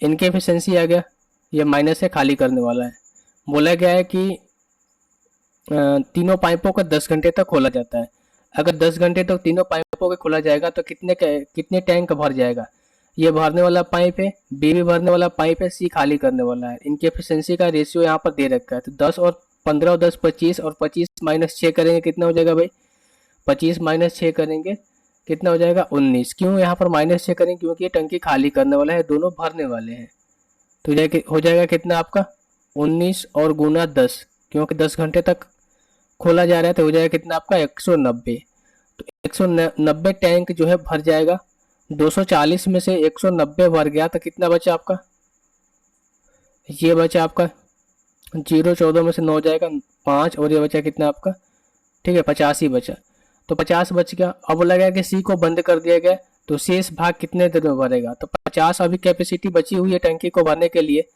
और सी को बंद कर दिया गया, तो दोनों जो भरने वाले नल है वही चालू है, तो 15 और 10 कितना हो गया आपका 25, तो 25 एफिशिएंसी के साथ इसको 2 घंटे में भरेंगे शेष, तो शेष को भरने में कितना समय लगेगा 2 घंटे, option number A. A B के तुलना में 2 गुना अधिक कुशल है। यदि वे एक साथ मिलकर किसी काम को 13 दिन में कंप्लीट करते हैं तो ए अकेला उसी काम को कितने दिन में करेगा? 2 लोग हैं, ए और बी हैं। अगर बी की एफिशिएंसी 1 है तो ए का एफिशिएंसी 2 है, क्योंकि बी का 2 गुना है। और ये दोनों मिलकर काम को कितने दिन में करते हैं, ये इनकी एफिशिएंसी का रेशियो है। और टाइम हमें दे रखा है 13 दिन। तो टोटल वर्क यहाँ से निकल कर आ जाएगा efficiency into time. Total efficiency हो जाएगा 3 और इंटू 13 हो जाएगा कितना, 39। बोला गया है ए जो है इसी काम को कितने दिन में करेगा, तो ए का एफिशिएंसी कितना है 2, तो हो जाएगा 19 से ही 1/2 दिन में। Option number B. 2 pipe A और बी जो है टंकी को क्रमशः 12 और 18 घंटे में भरते हैं। टंकी को भरने में दोनों पाइपों को एक साथ खोला जाता है। टंकी कितने दिन में भर जाएगी? तो देखो इसमें करना कुछ नहीं है। देखो जहाँ पर सेम चीज़ करने की जरूरत हो, ठीक है, या तो टंकी को खाली करने की जरूरत हो, टंकी को भरने की जरूरत है, या फिर 2 लोग काम कर रहे हैं और बोला जाए कि आपको कितने समय में कंप्लीट करेंगे, उसके लिए सिंपल आपको एक ही फॉर्मूला लगाना है, एक्स वाई अपन में एक्स प्लस वाई। इससे थोड़ा सा आप टाइम बचा सकते हैं अपने एग्जाम में, और कुछ नहीं। ये कितना हो जाएगा, 12 गुना 18 बटे में 12 प्लस 18 कितना हो जाएगा, 8 2 10 और 2 1 3 30, 6 दूनी 12, 6 5 30, यानी कि 36/5। इसको मैं लिख सकता हूँ कि 7 आवर्स और 1/5 को 12 मिनट। 7 घंटे 12 मिनट में टंकी पूरी तरीके से भर जाएगी। Option number D. क्वेश्चन ये है कि 40 किलोमीटर की दूरी तय करने में ए को बी से 2 घंटे 30 मिनट का समय लगता है। यदि ए अपनी चाल को दुगना कर देता है तो बी से 1 घंटे कम में समय लगता है। तो ए और बी की द्वारा 40 किलोमीटर की दूरी तय करने में कितना एवरेज समय लगेगा? ए हो गया और बी हो गया, ठीक है। हमें ए को बोला गया ना, ए अपनी स्पीड तेज करता है, तो हम ए को पर ही फोकस करेंगे। अगर हम ए का स्पीड की बात करें तो अगर पहले स्पीड 1 थी तो अब बी का स्पीड 2 था। अब यहाँ पर टाइम कितना लग रहा था आपका, ठीक है। इसको मैं मिटा देता हूँ, आपको कन्फ्यूजन होगा। मैं ए की स्पीड की बात करूँगा यहाँ से। अगर मैं ए की स्पीड की बात करूँ तो 1 से स्पीड कितना हो गया, 2 आ गया। तो चूंकि डिस्टेंस कांस्टेंट है तो ए का टाइम कितना हो जाएगा, 2:1 हो जाएगा ना। ये बात आपको समझ में आ रही होगी, क्योंकि ए जो है अपना चाल दोगुना कर रहा है। अब यहाँ से देखो, अगर ये बॉर्डर लाइन है और यहाँ पर बी का यूजुअल स्पीड इसको मानते हैं। अगर बी का यूजुअल स्पीड ये बॉर्डर लाइन है, तो जब बी का यूजुअल स्पीड अपने यूजुअल स्पीड से ट्रेवल करता है तो ए जो है बी से 2 घंटे अधिक लगता है, यानी कि 2 घंटे 30 मिनट अधिक समय लगता है। तो ए को जो है बी से 2 घंटे 30 मिनट अधिक समय लगता है। लेकिन जैसे ही अपनी चाल को क्या करता है, दोगुना करता है, 1 से 2 पर आता है, तो अब बी से क्या करता है, ये 1 घंटे कम समय लेता है। 1 घंटे कम समय लेता है भाई। ए और बी द्वारा 40 किलोमीटर की दूरी तय करने में लगने वाला एवरेज टाइम कितना होगा? ओके, अब देखो यहाँ पर एक्चुअल में टाइम में गैप कितना कर रहा है, 1 घंटा यहाँ पर, 2 घंटे 30 मिनट यहाँ पर, 2 1 3 घंटे 30 मिनट गैप आ रहा है। और यहाँ पर गैप कितना कर रहा है, 1 का आ रहा है। 1 की वैल्यू 3 घंटे 30 मिनट हो गई। तो हम यहाँ से ए का टाइम निकाल सकते हैं। ए का टाइम कितना आ जाएगा, 6 घंटे और 1 7 घंटे। तो ए जो है 7 घंटे में किसी डिस्टेंस को ट्रेवल करेगा, ठीक है, अपने यूजुअल स्पीड से। और बी की मैं बात करूँ यहाँ से, अगर बी की मैं यहाँ से बात करूँ, देखो बी जो है ए से 2 घंटे 30 मिनट कम समय लेता है, या फिर हम यहाँ से ये कहें कि ए जो है बी से 2 घंटे 30 मिनट ज़्यादा समय लेता है। जबकि ए का टाइम कितना गया, 7 घंटे। तो यहाँ से बी का हम समय निकाल सकते हैं। 7 - 2.3 करें, कितना हो जाएगा आपका, 6 में से 2 जाएगा 4, 4 घंटे कितना हो जाएगा, 30 मिनट होना चाहिए ना, 4 घंटे 30 मिनट, ठीक है, 4 घंटे 30 मिनट। तो टोटल टाइम कितना लग रहा है, ए और बी को मिलाकर, ये ए का टाइम है और ये बी का टाइम है। तो 7 4 11, 11.5 घंटे। 11.5 घंटे का हम लिख सकते हैं 23/2 घंटे। 23/2 घंटे। अब एवरेज निकालना है ए और बी का, तो बटे में और 2 हम करेंगे यहाँ से। 23/4 की वैल्यू को हम लिख सकते हैं 5 सही 3/4। और इसको मैं 3/4 को जो मिनट है इसको घंटे में कन्वर्ट, सॉरी जो 1 घंटा है इसको मिनट में कन्वर्ट करूंगा, तो यहाँ से 60 से मल्टीप्लाई करूंगा, तो यानी कि 5 घंटे 15 या 45 मिनट। तो जो टोटल टाइम का एवरेज आएगा कितना, 5 घंटे 45 मिनट। ऑप्शन नंबर ए, 5 घंटे 45 मिनट। तो आई होप ये क्वेश्चन आपको समझ में आया होगा। क्वेश्चन ये है कि 74 किलोमीटर प्रति घंटा की चाल से चल रही है एक रेलगाड़ी, एक्स जो है 52 किलोमीटर प्रति घंटा की चाल से चल रही है दूसरी रेलगाड़ी, वाई को 12 सेकंड में पार करती है। यदि वाई रेलगाड़ी की लंबाई एक्स रेलगाड़ी की लंबाई से 2/3 है तो वाई रेलगाड़ी की लंबाई कितनी होगी, ठीक है। अब यहाँ से ध्यान से देखिए, दो ट्रेनें अपोजिट डायरेक्शन में जा रही हैं, तो यहाँ से रिलेटिव स्पीड क्या हो जाएगा, ये हो जाएगा S1 प्लस में S2। अगर ये सेम डायरेक्शन होता है तो इनका रिलेटिव स्पीड होता है S1 और S2 का डिफरेंस होता है। ये चीज़ आपको समझ में आ रही होगी। तो इनका टोटल स्पीड का हम रिलेटिव स्पीड निकाले तो कितना हो जाएगा, 4 2 6 7 5 12 126 किलोमीटर प्रति घंटा। लेकिन भाई ये वाई को 12 सेकंड में पार कर रही है, ठीक है। दूसरी रेलगाड़ी वाई को 12 सेकंड में पार करी है, तो यहाँ से इसी सेकंड में किलोमीटर प्रति घंटा में, तो इसको मैं क्या करता हूँ, चेंज कर देता हूँ। 126 को मैं करूँगा मीटर प्रति सेकंड में, तो 5/18 से मल्टीप्लाई करूँगा और डिस्टेंस इक्वल्स टू होता है स्पीड इंटू टाइम, और टाइम कितना दे रखा है, 12 सेकंड। तो 6 दूनी का 12, 6 3 18 और 3 से कटेगा कितने बार में, 42 बार में। तो 5 दूनी का 10, 4 दूनी का, यानी कि टोटल डिस्टेंस कितना हो गया, 420। टोटल डिस्टेंस कितना हो गया, 420 मीटर। और ये 420 मीटर रेलगाड़ी 1 और रेलगाड़ी 2 यानी कि रेलगाड़ी एक्स और रेलगाड़ी वाई दोनों का कंबाइंड डिस्टेंस है 420 मीटर। अब आगे पढ़िए क्या बोला गया। आगे बोला गया है कि यदि रेलगाड़ी वाई की लंबाई जो है एक्स की लंबाई की 2/3 है, यानी कि एक्स की लंबाई की 2/3 है, तो हम यहाँ से कर सकते हैं कि वाई की वैल्यू आ जाएगा कितना आपका 2 और एक्स की वैल्यू कितनी आ जाएगी आपकी 3। ओके, तो यहाँ से 3 और 2 5 की वैल्यू क्वेश्चन के अकॉर्डिंग हमने कितना निकाला, 420 मीटर। तो एक की वैल्यू कितनी आ जाएगी, 84 मीटर। हमें बोला गया वाई रेलगाड़ी की लंबाई आप बताइए, तो वाई की लंबाई कितनी हो जाएगी, वाई की वैल्यू यहाँ पर कितनी है, 2 है, तो 2 इंटू 84 करें कितना हो जाएगा, 168 मीटर, ठीक है। अगर आपसे एक्स की लंबाई पूछता तो यहाँ से 3 इंटू 84 करते, ये हो जाता है कितना आपका, चलते हैं 12 8 के 24 1 25 252 मीटर। तो आई होप ये क्वेश्चन आपको समझ में आ गया होगा। ऑप्शन नंबर सी जो है इस क्वेश्चन का आंसर हो जाएगा। इन्होंने दोनों ऑप्शन में दे रखा है 60 168 और 252। आप यहाँ से ध्यान से लगाइएगा ऑप्शन, देखो वाई की लंबाई बोला गया, वाई की वैल्यू यहाँ पर 2 आई है तो 168 मीटर। अलजेब्रा का क्वेश्चन है, देखिए बोला क्या है, क्या आपका X plus Y plus Z 19 है, X square Y square Z square 133 है, एक्स जेड बराबर वाई स्क्वायर है, जहाँ पर एक्स जो है जेड से बड़ा है और जेड जो है 0 से बड़ा है, तो एक्स माइनस जेड की वैल्यू आपसे पूछी गई है। तो भाई एक्स प्लस वाई हमें 19 दे रखा है ना, हम क्या करते हैं, इनका स्क्वायर करते हैं। अगर मैं दोनों तरफ स्क्वायर करूंगा तो इसको लिख सकता हूँ X square plus Y square plus Z square plus 2 को कॉमन निकालता हूँ, X Y plus Y Z plus Z X. 19 के स्क्वायर 361 होता है, ठीक है। एक्स स्क्वायर वाई स्क्वायर और जेड स्क्वायर हमें 133 दे रखा है, 133 plus 2 into X Y plus Y Z plus Z X बराबर कितना हो जाएगा आपका 361। 133 को इधर माइनस में ले जाऊंगा तो हो जाएगा 2 into X Y plus Y Z plus Z X, minus करूँगा कितना हो जाएगा आपका 11 में से 3 जाएगा 8, 6 में से 5 में से 3 जाएगा 2 और 3 में से 1 जाएगा 2। अब इस 2 को मैं इससे काट सकता हूँ क्योंकि ये यहाँ पर गुना में यहाँ आएगा डिवाइड में हो जाएगा। तो सिंपल यहाँ से X Y plus Y Z plus Z X, इसकी वैल्यू कितनी आ गई हमारी 114। हमें पूछा क्या गया, हमें दूसरी चीज़ पूछी गई है कि X minus Z equals to कितना पूछा गया, क्या होगा, ठीक है।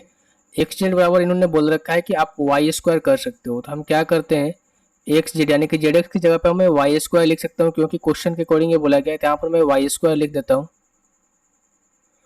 ओके, अब मैं क्या करूँगा, यहाँ से एक वाई को मैं यहाँ से कॉमन ले लूँगा, तो यहाँ पर क्या बचेगा X plus Y plus Z, ये बचेगा 114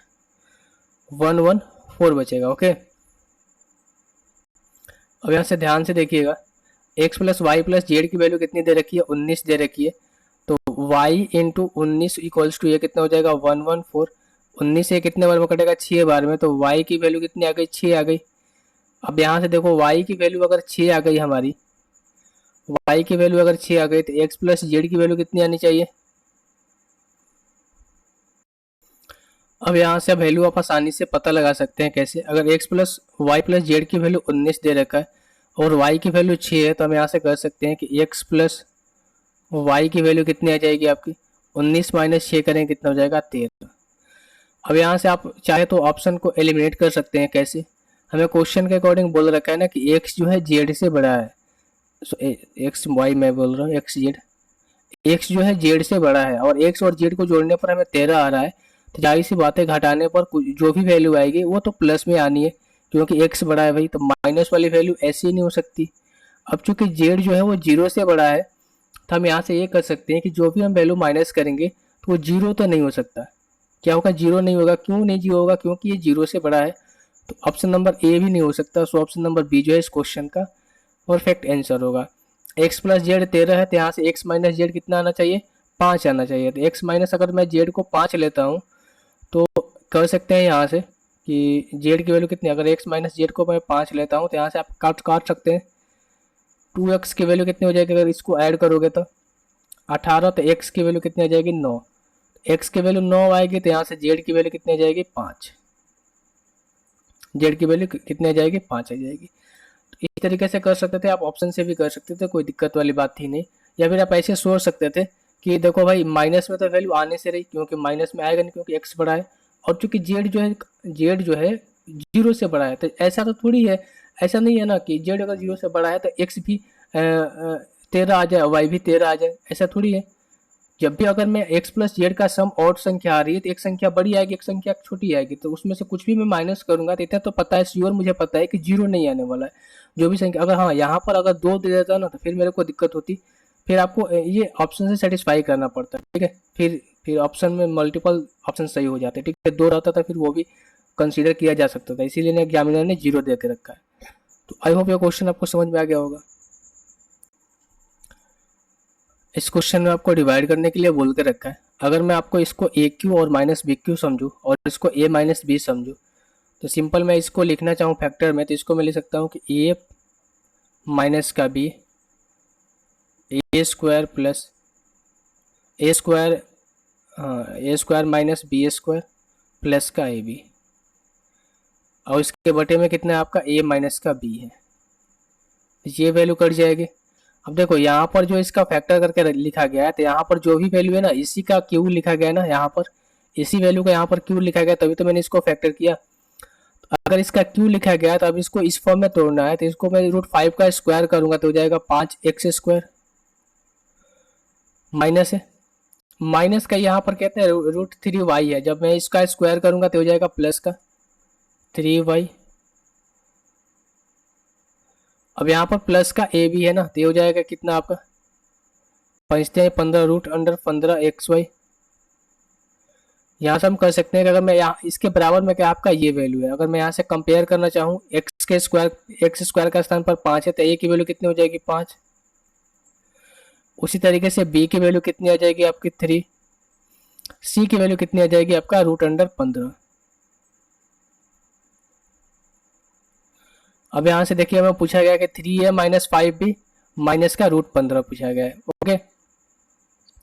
माइनस का √15 सी पूछा गया, 3 है कितना हो जाएगा 15 माइनस का 3 3 का 9 और माइनस का हो जाएगा 15, तो इंटू √15, क्योंकि सी की वैल्यू 15 है तो यहाँ से एक ही 15 निकल कर आएगा, तो मैं इसको डायरेक्ट 15 ही लिखता हूँ। ओ यार सिंपल भी है ना, तो यहाँ पर 3 होगा, ठीक है। ये +15 या -15 कट जाएगा, बचेगा कि आपका माइनस का 3, तो माइनस का 3 ऑप्शन नंबर सी जो है इस क्वेश्चन का आंसर हो जाएगा। क्वेश्चन है x के पावर 4 प्लस 1 अपन में x के पावर 4 194 है, x जो है 0 से बड़ा है, x प्लस 1 अपन में x प्लस 2 की वैल्यू आपसे पूछी गई है। तो सिंपल हमें दे रखा है x के पावर 4 प्लस 1 अपन में x के पावर 4 इक्वल्स टू 194। पावर 4 से पावर 2 में आएंगे तो किसको लिख सकता हूँ, x के पावर 2 प्लस 1 अपन में x के पावर 2, 194 प्लस 2 ये हो जाएगा 96, कितना होता है 14। पावर 2 से पावर 1 में आना है तो x प्लस 1 अपन में x, अगेन 14 प्लस 2 करेंगे कितना 16, ये हो जाएगा 4। तो हमें यही पूछा गया है ना कि x प्लस 1 अपन में x बराबर कितना 4 आ गया। हमसे पूछा गया वो x प्लस 1 अपन में x प्लस 2, तो यहाँ पर +2 ऐड करेंगे तो यहाँ भी +2 ऐड करना पड़ेगा, तो ये वैल्यू कितनी आ गई, ये वैल्यू आ गई आपकी 6। तो इसकी वैल्यू कितनी आ गई 6 आ गई, हमसे यही पूछा गया था ऑप्शन नंबर ए। क्वेश्चन ये कर रहा है किसी वर्ग के प्रत्येक भुजा को 17% कम कर दिया जाए तो इसका क्षेत्रफल कितना % कम हो जाएगा। देखो पहले जो है भुजा को 100 था, अब 17 कम कर दिया गया। कितना कम कर दिया भाई? 17 कम, यानी कि 83 कर दिया गया। तो इसका एरिया में कितने का प्रतिशत की कमी होगी? तो एरिया क्या होता है? भुजा का स्क्वायर होता है। तो 100 का हम स्क्वायर करेंगे और साथ में 83 का स्क्वायर करेंगे, तो ये कितना हो जाएगा आपका? 10,000। और 83 का स्क्वायर करेंगे, आप मल्टीप्लाई ही करना पड़ेगा, याद है तो काफ़ी अच्छी बात है। 3 3 का 9, 8 3 का 24, 24 24 48, 8 4 8 64, 4 68, तो हो जाएगा 6889। कितना कम है भाई? एरिया कितना कम हो गया आपका? एरिया कितना कम हो गया? 1 हो गया। ये 9 में से 8 जाएगा, 1 हो गया। और ये भी 9 में से 8 जाएगा, 1 हो गया। और ये 9 में से 6 जाएगा, 3 बचेगा। तो इतना बटे में इतना इंटू 100, यानी कितना हो जाएगा आपका? 31.11%। 30% निकालेंगे तो यही आएगा 31.11%, ऑप्शन नंबर बी। तो इसके एरिया में कितने का कमी आएगा? 31.11% की। क्वेश्चन ये कर रहा है कि एक ट्रायंगल है एबीसी, बीडी जो है एसी पर परपेंडिकुलर है, और बीडी और एसी है, ठीक है। बीसी एक बिंदु ई पर इस प्रकार है कि angle E x degree, angle A 62, angle B 60, X की वैल्यू आपसे पूछी गई है। तो भाई देखो आपके सामने क्या है? आपका ट्रायंगल है आपके सामने, ये इसमें एक परपेंडिकुलर हमें बोला गया है।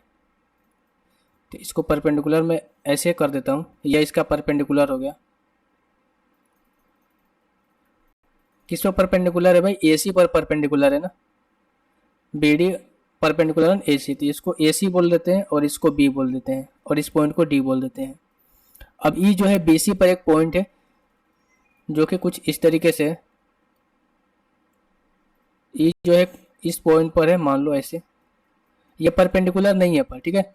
इसका एंगल हमें दे रखा है बी ई और ए। बी ई और ए, ये एंगल हमें दे रखा है कितना? x डिग्री, बी ई ए। और बोल के रखा है ई ए और सी, ये एंगल हमें दे रखा है 62 डिग्री। ई बी और डी, ये एंगल हमें दे रखा है कितना? 60 डिग्री। अब एक बताओ, ये परपेंडिकुलर है तो ये 90 90 का होगा।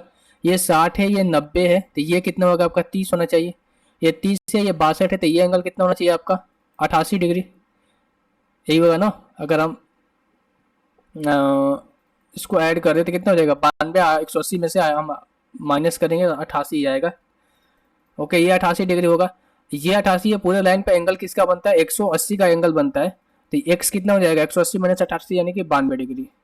तो एक्स की वैल्यू हमसे पूछ रखी थी, एक्स की वैल्यू कितनी आ गई? 92 डिग्री, ऑप्शन नंबर डी। एक ट्रायंगल है ए बी सी, बाइसेक्टर इसका बी और सी जो है ओ पॉइंट पर मीट करते हैं। बी और सी 134 डिग्री दे रखा है। तो मेजर ऑफ एंगल ले, हमें एक ट्रायंगल यहाँ पर फॉर्म करना होगा। ये आपका ट्रायंगल है, ये ए है, बी है, सी ओ, बी और सी का बाइसेक्टर ओ पर मिलते हैं। इसका बाइसेक्टर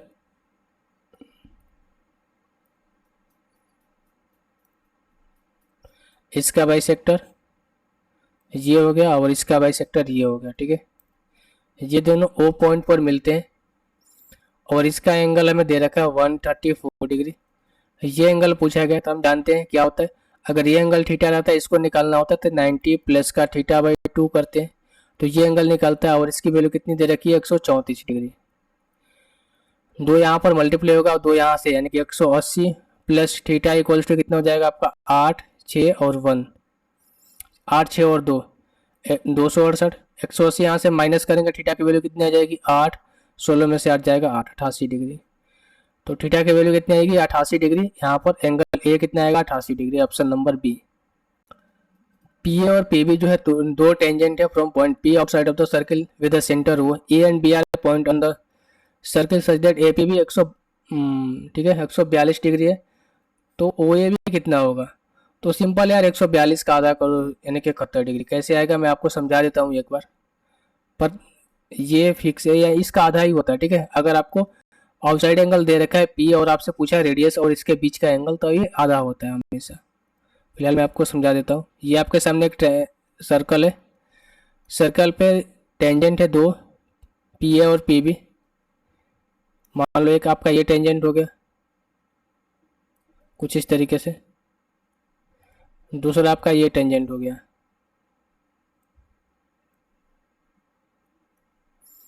ये आपका पॉइंट पी है, ए हो गया, इसको बी कर लो, ये सेंटर हो गया आपका ओ। अब इसको मैं मिलाता हूँ ऐसे, फिर इसको ऐसे करता हूँ, और हमसे ये एंगल पूछा गया है, देखो ओ ए बी, यानी कि ये एंगल पूछा गया। तो हमेशा याद रखना ये आपका सेंटर है। ये एंगल अगर दे रखा है ना 142 डिग्री, या फिर इसको थीटा मान लो, अगर ये एंगल थीटा दे रखा है तो ये एंगल निकालना हो, ये हमेशा क्या होता है, थीटा अपन में 2 होता है, ठीक है। अगर ये एंगल थीटा दे रखा हो तो पी, अगर थीटा दे रखा हो तो पी 142 दे रखा है, 142 का आधा कितना होता है, 71। Option number C. सॉल्व ही नहीं करना है। अगर ये 71 है, ये भी 71 होगा, तो ये एंगल आप निकाल सकते हो आसान से। ट्रायंगल का सम 180 होता है। तो अगर आप सेंटर वाला एंगल भी पूछता है, तो आप ये भी यहाँ से आसानी से फाइंड आउट कर पाते। क्वेश्चन ये कह रहा है कि एक त्रिभुज एबीसी के अंदर एक वृत्त खींचा गया। हाँ, यह भुजा BC A B B C और एस सी को पी और आर क्यू आर पर स्पर्श करता है। ए क्यू हमें दे रखा है 2.6 सेंटीमीटर, पी सी 2.7 और बी आर आपका ये। तो ए बी सी का परिमाप आपसे पूछा गया। ओके, आपके और तरीके आपके सामने ये सर्किल है, ठीक है। इसके अंदर एक वृत्त को इंसर्ट किया गया है। ले, एक आपका ये वृत्त हो गया, थोड़ा सा छोटा बन गया।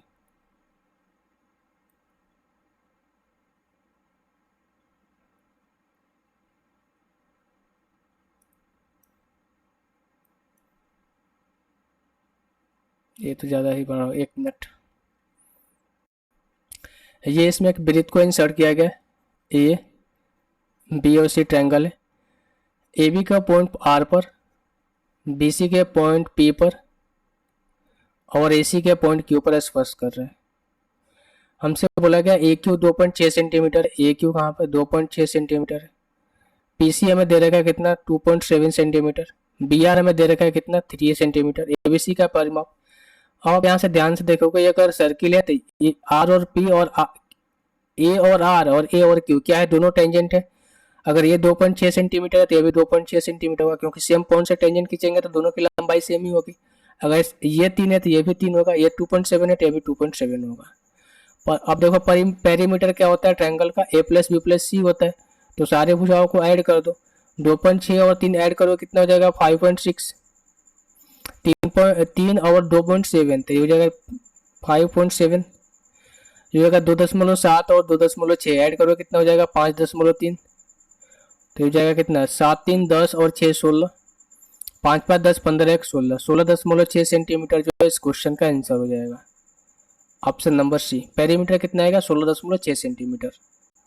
बोला गया है कि एक समचतुर्भुज की एक भुजा कितनी है 13 सेंटीमीटर है। तो अगर एक विकर्ण की लंबाई 24 सेंटीमीटर है तो क्षेत्रफल कितना होगा। समचतुर्भुज में एक रिजल्ट होता है जो आपको याद होना चाहिए। ये होता है 4a² इक्वल्स टू ये होता है आपका d1 का स्क्वायर प्लस d2 का स्क्वायर। ये रिजल्ट आपका याद रहेगा तो इस क्वेश्चन को कर पाएंगे। भुजा कितना है 13, 13 का स्क्वायर 169 इंटू 4, d1 कितना है 24 का स्क्वायर 576 और प्लस में d2 का स्क्वायर। अगर मैं इसको माइनस मल्टीप्लाई करता हूँ तो हो जाएगा कितना 9 चौके 36 और 6 चौके 24 और 3 कितना होता है 4 3 7 और 4 2 6, 576 में से हम अगर 676 में से 576 को माइनस करेंगे, ठीक है, इसको मैं इधर लाऊंगा तो माइनस हो जाएगा 576 इक्वल्स टू डी टू का स्क्वायर। तो यहाँ से डी टू की वैल्यू कितनी आ जाएगी 10 आ जाएगी, क्योंकि 100 का रूट निकालेंगे 10 हो जाएगा। अब एरिया क्या होता है 1/2 into D one into D two. D one कितना 24 है और डी टू कितना निकल कर आया 10। तो यहाँ से हम कह सकते हैं कितना हो जाएगा 24 5 120 सेंटीमीटर स्क्वायर। तो समचतुर्भुज का एरिया कितना आ जाएगा 120 centimetre square. Option number C. बस आपको कुछ याद रखना है तो ये आपका जो है ना कंसेप्ट आपको याद रखना है, ठीक है। ये एक रिजल्ट है जो कि आपको याद रखना है। एक वर्ग का परिमाप जो है आयत का परिमाप के आधे के बराबर है। वर्ग का परिमाप 40 है और इसकी चौड़ाई जो है इसकी लंबाई का 2/3 है, तो आयत का क्षेत्रफल कितना होगा। ठीक है भाई, एक वर्ग का परिमाप एक आयत के परिमाप के आधे के बराबर है। तो वर्ग का पेरीमीटर हमें दे रखा है कितना, स्क्वायर का पेरीमीटर ये हमें दे रखा है 40 सेंटीमीटर, जो कि आयत के परिमाप के आधा आयत है। हम यहाँ से रेक्टेंगल का निकाल सकते हैं, ये कितना होगा आपका 40 दूनी का 80 सेंटीमीटर। क्वेश्चन के अकॉर्डिंग बोल रखा है कि आयत की लंबाई जो है इसकी चौड़ाई की 2/3 है। ये हो जाएगा लेंथ, ये हो जाएगा ब्रेथ। 2/3 का मतलब होता है 2/3। अगर मैं आपसे ये बोलूँ लेंथ इसका 3 है तो इसका ब्रेथ कितना हो जाएगा, 2 हो जाएगा। आप इसको एक्स ले डिनोट भी कर सकते हो, 2x और 3x। आयत का पेरीमीटर होता है 2 × L + B होता है, और ये इसकी वैल्यू 80 दे रखी है इन्होंने। 3 + 2 5x दूनी 10, 10x की वैल्यू कितनी हो जाएगी आपकी 80, तो x की वैल्यू कितनी हो जाएगी 8। हमसे इसका एरिया पूछा गया। एरिया क्या होता है आपका, एरिया होता है L × B होता है। ओके, तो यहाँ से देखो लंबाई कितनी आ गई इसकी, x की वैल्यू 8 है तो लंबाई हो जाएगी 24 और चौड़ाई कितनी हो जाएगी 16। तो 256 इंटू आप 3 भी कर सकते हो, या फिर आप यहाँ से ऐसे 16 चौका 64 और 16 दूनी 32 और 6 38, 384 मीटर स्क्वायर में मीटर स्क्वायर। तो 384 metre square, option number C. एक बेलन का आधार की त्रिज्या 14 सेंटीमीटर है और इसका आयतन इतना है। आपका इसका वक्र पृष्ठ क्षेत्रफल आपसे पूछा गया है, सी से पूछा गया है। ठीक है, एक बेलन के आधार की त्रिज्या 14 सेंटीमीटर, इसका आयतन इतना है, तो इसके वक्र पृष्ठ क्षेत्रफल कितना होगा। भाई, तो बेलन का आयतन कितना होता है, πr² होता है। ये कितना हो जाएगा आपका, कितना 6160। तो पाई की वैल्यू 22/7 इंटू r² और इंटू एच। हाइट कितनी हो जाएगी नहीं पता, लेकिन हमें रेडियस तो पता है ना। 14 × 14 इंटू एच बराबर कितना हो जाएगा 6160। 6160 इंटू 7 बटे में हो जाएगा 14 × 14 × 22। 11 से कट जाएगा ये, 2 बार में कितने बार में कटेगा 55, और फिर 6, 11 × 6 66, 14 चौका 56, 4 बार में 7 से ये कटेगा 2 बार में, और ये कटेगा कितना आपका 10 बार में। तो हाइट आपकी कितनी निकल कर आएगी, हाइट निकल कर आएगी 10 सेंटीमीटर। इसका पृष्ठ वक्र पृष्ठ क्षेत्रफल पूछा है। सी से कितना होता है 2πRh होता है, 2 × 22/7। वेलन का सी से कितना होता है आपका 2πRh, तो 2 × 22/7 इंटू आर कितना है आपका 14 इंटू एच कितना आप निकल कर आया 10। 7 × 2 14, 22 का 88 यानी कि 880 सेंटीमीटर, ऑप्शन नंबर ए। समझ में आया होगा उम्मीद करते हैं। क्वेश्चन देखिए 4 कोसेक स्क्वायर 57 और tan स्क्वायर 37 30, ठीक है 33 है, और यहाँ पर ये वैल्यू दे रखा है। आपसे पूछा गया है क्या, y/2 की वैल्यू है तो y की वैल्यू आपसे पूछी गई है। अब देखो हम जानता हूँ कि cosec square theta minus cot square theta 1 होता है, तो हम यहाँ से क्या करते हैं कि tan स्क्वायर थीटा को कोट में चेंज करेंगे 90 माइनस थीटा से, तो ये हो जाएगा कितना आपका 1 हो जाएगा। 4 माइनस का cos 90 कितना होता है भाई, sin 0 0 होता है, और cos 90 कितना हो जाएगा आपका, वो भी 0 हो जाएगा। प्लस में देखो क्या है आपका y, और तरीके क्वेश्चन थोड़ा एक बार देख लेते हैं। यहाँ पर आप सुधार लेंगे, ठीक है। यहाँ पर एक्चुअली लिखा क्या गया आपका -y² tan 66 है, ठीक है। y² tan 66 कितना आपका y² tan 66 है। तब ओहो देखो हिंदी में यहाँ पर लिखा गया है प्लस का tan y² 66। तो देखो एंगल का सम 90 है, तो यहाँ पर 1 हो जाएगा ये, तो हम कह सकते हैं हो जाएगा कितना आपका y, कितना हो जाएगा आपका y, और बराबर ये हो जाएगा कितना आपका y/2, तो हो जाएगा कितना आपका 8 माइनस का 0 + 2y = y। तो ये इधर आएगा, ये उधर जाएगा, यानी कि y = कितना होना चाहिए आपका, वहाँ पर जाएगा तो माइनस हो जाएगा 8, यहाँ पर इधर जाएगा तो माइनस, तो y = -8 आना चाहिए, ऑप्शन नंबर डी। यहाँ पर थोड़ा सा मिस्टेक था तो आप इसको करेक्ट कर लीजिएगा। tan स्क्वायर y tan, ठीक है, यहाँ पर y ऐड कर लेते हैं, y तो है ही, y into tan square 66 into tan square 24 यहाँ पर दिया गया। एंगल का सम 90, तो ये होता है कितना आपका 1 होता है, आप जानते हैं। तो आई होप ये क्वेश्चन आपको समझ में आ गया होगा। क्वेश्चन ये है कि एक त्रिभुज की भुजाएं 24 सेंटीमीटर, 26 सेंटीमीटर और 10 सेंटीमीटर है। इसके प्रत्येक शीर्ष को छूता हुआ एक वृत्त खींचा जाता है जिसकी त्रिज्या 4.2 सेंटीमीटर है। तो वृत्त के तीनों खंडों द्वारा आवृत क्षेत्रफल कितना होगा। ओके भाई, तो देखो यहाँ पर हमें तो समझो पहले फिगर क्या है। ऐसा राइट एंगल ट्रायंगल इतना तो सबको पता है, 10 24 26 का ट्रिपलेट फॉर्म करता है। तो एक राइट एंगल ट्रायंगल है, तो इसमें क्या बोला गया है कि इसके शीर्ष पे वृत्त खींचा जाता है। तो मान लो कि यहाँ पर वृत्त खींचा गया होगा ऐसे, उसी तरीके से एक यहाँ पर खींचा गया होगा ऐसे, उसी तरीके से एक यहाँ पर खींचा गया होगा ऐसे। तो आप देखोगे तो ये क्या एक सेक्टर है, ये भी एक सेक्टर है और ये भी एक सेक्टर है। तो हमें बोला गया कि इन तीनों का एरिया कितना होगा। ठीक है, इन तीनों सेक्टर का एरिया कितना होगा, बेसिकली हमें यही पूछा गया है। तो सेक्टर का एरिया क्या होता है, एरिया ऑफ सेक्टर ये होता है थीटा बटा 360 इंटू पाई आर स्क्वायर। चूंकि इन सबका रेडियस सेम है तो कोई सब जो सेक्टर होंगे वो सेम होंगे। ठीक है, अब देखो हम जानते हैं कि ट्रायंगल का जो एंगल होता है, ट्रायंगल का एंगल का सम कितना होता है, 180 डिग्री होता है, चाहे कोई भी ट्रायंगल हो। ठीक है, चाहे कोई भी ट्रायंगल हो उसका सम कितना होता है 180 डिग्री। और यहाँ पर 3 आर्क दिए गए हैं तो तीनों का सम कितना होगा 180 डिग्री। तो 180 बटे 360 और इंटू देखो ये इनका कितना है, आपका त्रिज्या कितना है 4.2 सेंटीमीटर। तो 4.2 का स्क्वायर इंटू 22 बटे में 7 पाई आर स्क्वायर होता है। अब अगर मैं आपसे ये बोलूँ कि ये कटेगा कितने बार में, 2 बार में कटेगा। ठीक है भाई, ये कितने बार में कटेगा, 2 बार में कटेगा। और 2 से कितने बार में कटेगा, ये 11 बार में कटेगा। और 7 6 42 यानी 0.6 बार ये कटेगा कितना 0.6। स्क्वायर करेंगे तो 3.6 हो जाएगा ये।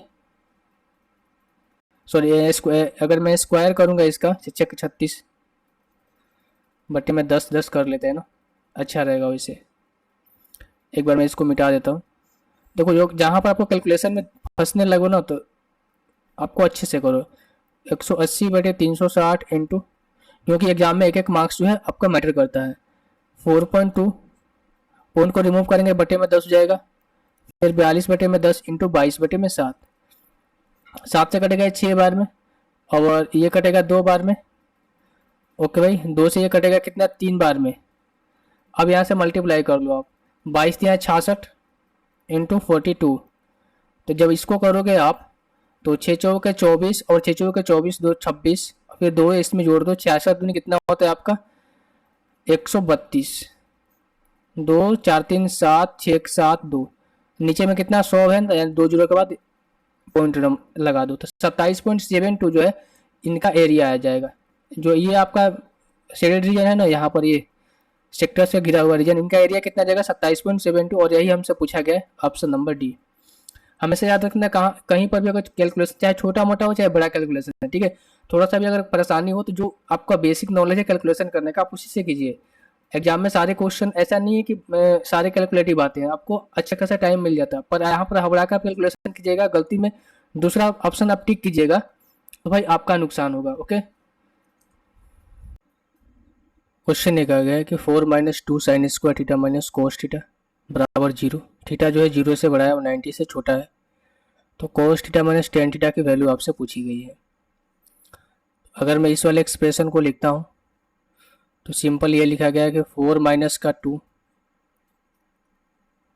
साइन स्क्वायर थीटा माइनस का 5 कोस थीटा इक्वल्स टू 0। अगर मैं साइन स्क्वायर थीटा को चेंज करना चाहूँ तो 4 माइनस का 2 इंटू 1 माइनस का कोस स्क्वायर थीटा लिख सकता हूँ, माइनस का 5 कोस थीटा इक्वल्स टू 0। क्योंकि 1 minus cos square theta sine square theta होता है तो हो जाएगा 4 माइनस का 2 प्लस का 2 कोस स्क्वायर थीटा माइनस का 5 कोस थीटा बराबर 0। अगर मैं इसको अरेंज करके लिखना चाहूँ तो 2 कोस स्क्वायर थीटा 4 माइनस 2 जाएगा 2 और यहाँ पर माइनस का 5 है तो माइनस का 5 कोस थीटा और प्लस का 2 इक्वल टू 0। अब ये क्वालिटी का क्वेश्चन आएगा, इसको अगर मैं फैक्टर करना चाहूँ तो इसको लिख सकता हूँ कि 2 कोस थीटा माइनस का 1 और कोस थीटा माइनस का 2। ठीक है, ओके, इसको इस तरीके से लिख सकता हूँ। तो यहाँ से 2 वैल्यू निकल कर आएगी, एक कोस थीटा की वैल्यू निकल कर आएगी 1/2 एक cos थीटा की वैल्यू निकल कर आएगी 2। तो 2 वाली वैल्यू को नहीं ले सकते हैं क्योंकि हमें बोला गया ना कि 90 से बड़ा नहीं होना चाहिए, और cos 90 0 होता है, और cos 60 क्या होता है 1/2 होता है। ठीक है, तो 2 तो वैल्यू बड़ा हो जाएगा 90 से, तो 90 सॉरी cos 90 कितना होता है 1 होता है, और ये cos 60 कितना होता है 1/2 होता है। तो 1/2 जो है 90 से छोटा है, तो हम ये 90 वाली वैल्यू से जो ऊपर वाली है इसीलिए नहीं लेंगे, 2 यहाँ से नहीं लेंगे। तो अगर मैं यहाँ से एक राइट एंगल ट्रायंगल बनाऊँ, cos थीटा इक्वल्स टू क्या होता है बेस अपन में हाइपोटेनस, तो बेस इसका 1 है, हाइपोटेनस 2 है, तो ये कितना हो जाएगा आपका √3 हो जाएगा। हमसे बोला गया cos theta minus tan theta, तो cos थीटा की वैल्यू तो 1/2 आ गई है, और टेन थीटा कितना आएगा आपका माइनस है √3/1, क्योंकि परपेंडिकुलर अपन में बेस होता है, तो हो जाएगा एलसीएम 2 हो जाएगा कितना 1 माइनस का √3/2, तो 1 माइनस का √3/2 हो जाएगा 2√3, सॉरी माफ़ कीजिएगा 1 माइनस 2√3/2, ऑप्शन नंबर डी। तो आई होप ये क्वेश्चन आपको समझ में आ गया होगा। क्वेश्चन ये कहा गया है कि एक सीढ़ी जो है वाल के अगेंस्ट लगाई गई है एंगल थीटा में, horizontal ground such that tan theta कितने 12/5 है। If the top of the height of the ladder from the wall is कितने 24 metres, then the what is the distance of the foot from the ladder from the wall. ठीक है, देखो question बोला गया है कुछ इस तरीके से, ये एक वॉल है, ठीक है, और ये क्या आपका लेडर है, और ये इनके बीच की दूरी है जहाँ से ये खड़ा की गई है। तो ये बोला गया है कि भाई इसकी जो टॉप से जो हाइट है ना लेडर की, टॉप से जो हाइट है फ्रॉम द वाले कितनी है 24 मीटर है, कितने 24 मीटर, यानी कि ये जो हाइट है ना ये 24 मीटर की हमें दे रखी है इन्होंने, और tan थीटा 12/5 दे रखा है। tan थीटा क्या होता है परपेंडिकुलर अपन में बेस, तो ये 12 है, ये 12 है, तो बेस 5 हो जाएगा, तो ये हाइपोटेनस 13 हो जाएगा। हमसे क्या बोला गया है कि the foot from the ladder from the वाल, ठीक है, यानी कि सीढ़ी से और वाल के बीच का जो डिस्टेंस है वो हमसे बोला गया। तब यहाँ से देखो यहाँ 12 की वैल्यू कितनी है 24 दे रखी है ना, 12 की वैल्यू 24, तो 1 की वैल्यू 2 दे रखी है, 5 की वैल्यू भी 2 गुना ज़्यादा होगी, कितनी हो जाएगी 10 मीटर। तो 10 मीटर जो है इस क्वेश्चन का आंसर हो जाएगा। अगर आपसे पूछता है कि लेडर की लेंथ कितनी है, तो 13 गुना 2 करते कितना होता है 26 मीटर। आई होप ये क्वेश्चन आपको समझ में आ गया होगा। क्वेश्चन ये करे कि एक व्यक्ति एक मॉल के निकट पर खड़ा है, वो मॉल से इतना मीटर दूर है, और सड़क के मॉल से शीर्ष को देखने पर सक्षम है, उसके और मॉल के बीच में एक पेड़ स्थित है, जो कि उसके भाई उसका शीर्ष जो है उसके उसके मॉल के शीर्ष के साथ उसके दृष्टि में के रेखा में है, और पेड़ की ऊंचाई उसके 20 मीटर है, और व्यक्ति से 60 मीटर की दूरी पर स्थित पेड़ है, तो मॉल की ऊंचाई आपसे पूछी गई है। मान लो कुछ इस तरीके से ये फिगर बनेगा, यहाँ पर आदमी है मैन, और यहाँ पर मॉल है, ऐसे करते हैं, इसको एम मान लेते हैं, ठीक है, ज़्यादा आसानी रहेगा समझाने में। इसको एम मान लेते हैं, इसको बी मान लेते हैं, और इसको ए मान लेते हैं, और इस पॉइंट पर कोई पेड़ है उसको टी मान लेते हैं, और इसका जो शीर्ष है यानी कि ये लेंथ कितनी है 20 मीटर की है, यहाँ से यहाँ तक लेंथ कितनी है 60 मीटर की है, हमें इसकी लेंथ पूछा गया भाई, और पूरा लेंथ यहाँ से लेकर यहाँ तक कितनी है भाई 1215 मीटर। ठीक है, मैं यहाँ पर लेता हूँ 1215 मीटर, ये डिस्टेंस हो गया। अब अगर आप ध्यान से देखोगे यहाँ से, तो ये एंगल जो है दोनों ट्रायंगल में कॉमन आ रहा है, यहाँ पर एस कर लेते हैं, अगर एम एस और टी इसको पी कर लेते हैं अच्छा रहेगा, पी एस और टी, यहाँ पर देखिए पी एस और टी जो है एक ट्रायंगल है, पी ए और बी जो है एक ट्रायंगल है, तो दोनों में कौन सा कॉमन है भाई, ये एंगल क्या है दोनों में कॉमन है, तो हम यहाँ से सिमिलरिटी लगा सकते हैं। सिमिलरिटी कैसे लगाएंगे, ए बी बटा ए बी बटे में बी पी, ये किसके बराबर होना चाहिए टी एस बटे में पी टी के, किसके बराबर होना चाहिए भाई टी एस बटे में पी टी के बराबर होना चाहिए।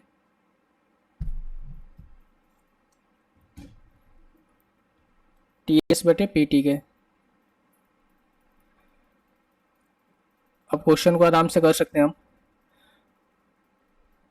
ए बी कितना है हमें नहीं पता है इसको, ए बी, बी पी कितना है 1215 मीटर, बराबर टी एस कितना है 20, और पी टी कितना है आपका 60।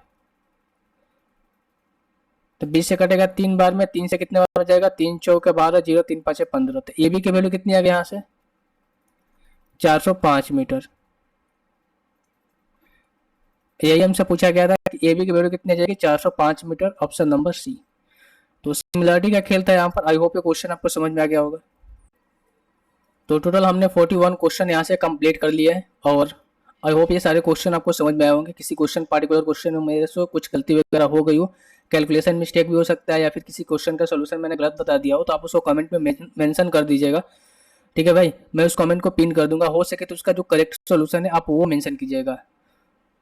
बाकी यहाँ पर कुछ लिंक तो दिया गया, आप यहाँ से चाहो तो मुझे ज्वाइन कर सकते हो। ये यूजर आईडी है, ठीक है, इंस्टाग्राम का, फेसबुक का, और ये आपका ये टेलीग्राम का है, ये फेसबुक का है, इंस्टाग्राम का, और ये कि आप ट्विटर का है। तो इनमें से किसी से हमें जुड़ना चाहे तो जुड़ जाइए। टेलीग्राम से आप मस्ट ज्वाइन हो जाइए, क्योंकि पीडीएफ यहाँ पर प्रोवाइड हो जाती है। अगर आपको लग रहा है मेरे चैनल के थ्रू आपको कुछ हेल्प प्रोवाइड हो रही है, तो आप हमें सब्सक्राइब कर सकते हैं, हमें सपोर्ट दिखा सकते हैं। तो चलो भाई, अपने पढ़ाई पर ध्यान दो और अपनी पढ़ाई जारी रखो। तब तक मिलते हैं अगले वीडियो में। जय हिंद, वंदे मातरम।